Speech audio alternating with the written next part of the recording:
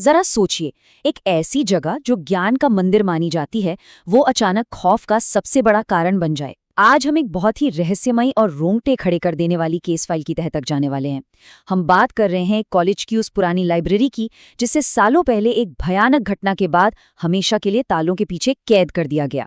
आज हम उन सबूतों, गवाहियों और उस खौफनाक इन्वेस्टिगेशन को डिकोड करेंगे जिसने एक बहुत बड़े दबे हुए सच को बाहर निकाला। तो चलिए, बिना किसी देरी के इस केस स्टडी को शुरू करते हैं।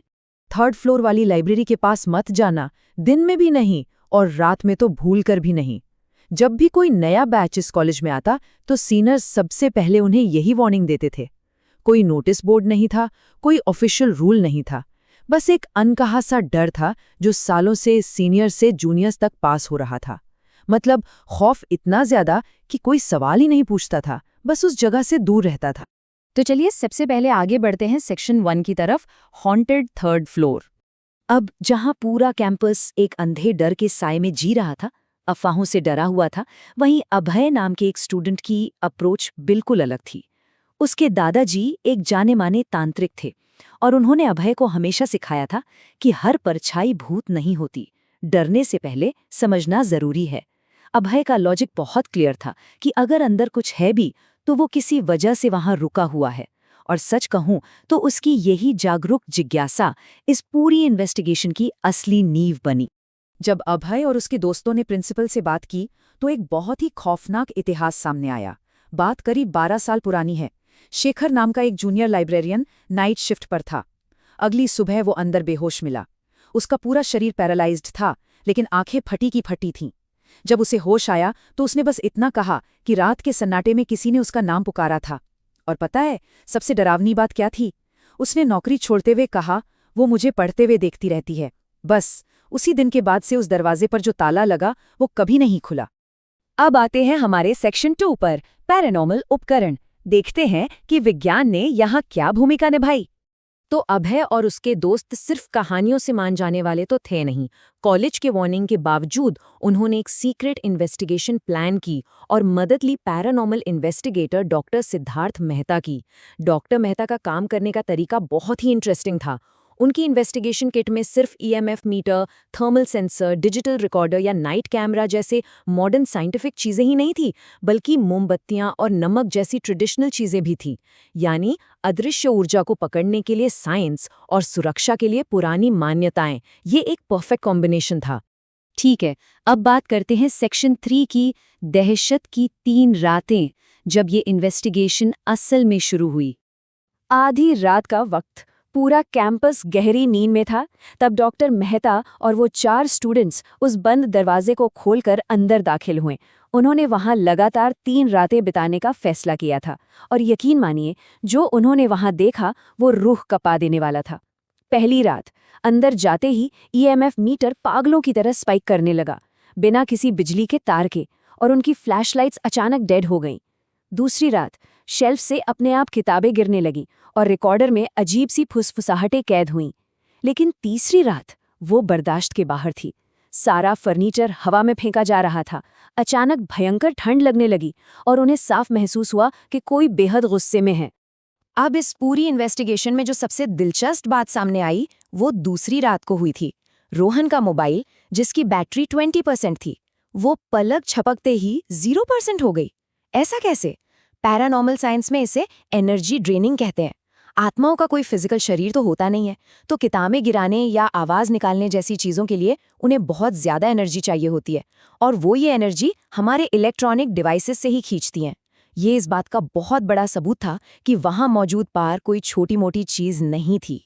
डॉक्टर मेहता ने जब पहली बार उस धूल भरी लाइब्रेरी में कदम रखा था तो उन्होंने एक बहुत ही गहरी बात कही थी। उन्होंने कहा था, जहां सांस लेना भारी लगे वहां कुछ दबा हुआ होता है। ये भारीपन सिर्फ बंद हवा की वजह से नहीं था, ये उस दम घोटू नेगेटिव एनर्जी का असर था। साफ लग रहा था कि कोई ऐसा राज है जो दफन है और बाहर आने के लिए बुरी तरह तड़प रहा है। इसके बाद शुरू होता है हमारा सेक्शन 4, खौफ का फैलना। होता क्या है ना, जब आप ठहरे हुए पानी में पत्थर मारते हैं तो लहरें उठती ही हैं। डॉक्टर मेहता की इन्वेस्टिगेशन ने उस सोई हुई ऊर्जा को पूरी तरह से जगा दिया था। अब वो डर सिर्फ लाइब्रेरी तक सीमित नहीं था, पूरे कैंपस में अजीब चीजें होने लगी। हॉस्टल की खिड़की पर एक काली परछाई का दिखना, रात के सन्नाटे में रोने की दर्दनाक आवाजें, बंद वॉशरूम से कदमों की आहट और तो और क्लासरूम की आखिरी बेंच पर किसी अदृश्य चीज के बैठे होने का एहसास। हालात इतने बेकाबू हो गए कि कॉलेज एडमिनिस्ट्रेशन को मजबूरन इंटरफेयर करना पड़ा। और यहीं से कहानी पहुंचती है सेक्शन 5 पर, दर्दनाक सच का खुलासा। जब मशीनें और साइंस फेल होने लगे, तब समझ आ गया कि इस एंटिटी को सिर्फ मापा नहीं जा सकता, इसे समझना होगा। इसके लिए एक सिद्ध तांत्रिक सत्यदेव बाबा को बुलाया गया। और पता है, बाबा ने कैंपस में आते ही जो पहली बात कही, उसने पूरी कहानी का एंगल ही बदल दिया। उन्होंने कहा, आत्मा डरी नहीं है, वो नाराज है। ये कोई भूत की कहानी नहीं थी जो डराने के लिए हो रही थी। ये एक बहुत गहरे अन्याय का गुस्सा था। वो आत्मा बस न्याय मांग रही थी।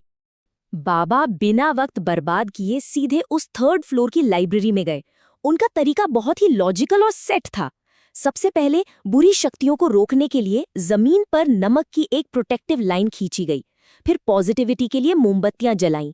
उसके बाद वातावरण को शुद्ध करने के लिए भारी आवाज में संस्कृत के मंत्र पढ़े गए, और फाइनली डॉक्टर मेहता के डिजिटल रिकॉर्डर के जरिए उस अदृश्य शक्ति से कम्युनिकेशन एस्टैब्लिश किया गया। तो जो सबसे बड़ा टर्निंग पॉइंट है वो ये है कि रिकॉर्डर के जरिए जब उस आत्मा ने बात की, तो जो सच सामने आया उसने सबके होश उड़ा दिए। 20 सालों से जिस घटना को कॉलेज सुसाइड कहता आ रहा था, वो आत्महत्या थी ही नहीं, असल में वो एक कत्ल था। उस रिकॉर्डर से आती दर्द भरी आवाज ने अपना पूरा कबूलनामा दिया। वो 20 साल पहले उसी कॉलेज की एक महिला लाइब्रेरियन थी।